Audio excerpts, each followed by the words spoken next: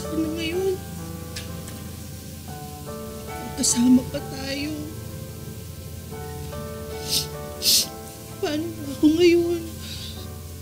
Mag-isa na lang ako.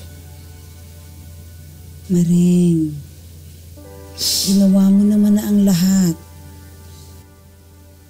At naiintindihan niya ni Tatay Earl. Tsaka hindi ka mag-isa. Nandito ako. Sasamahan kita.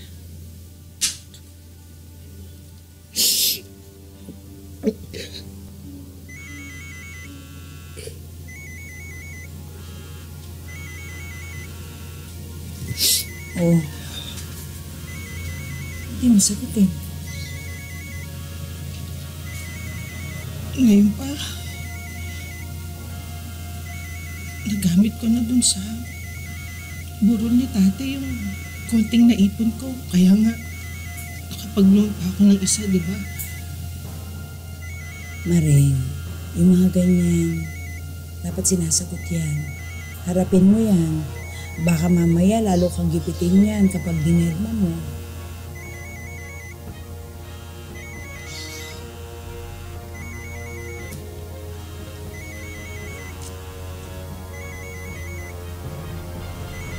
Hello? Ano ba? Magbabayad ka pa ba? Lakas ng loob mong mangutang pero hindi ka marunong magbayad? Magbabayad naman po ako.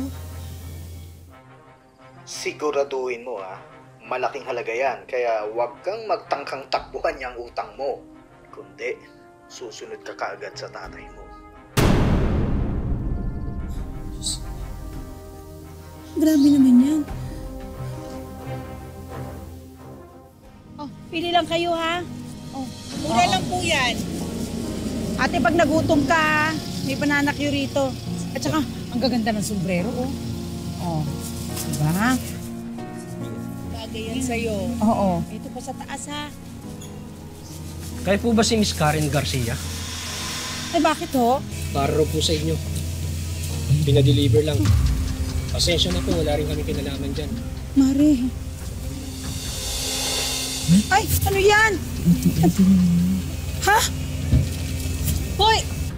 Hoy! Hoy, hindi ko tatanggapin to! Hindi akin to! Ay, kuya! Wow! Sana all! Ni Ata all! Ba pa rin talagang kilig no pag pinadalan ka ng ganyan?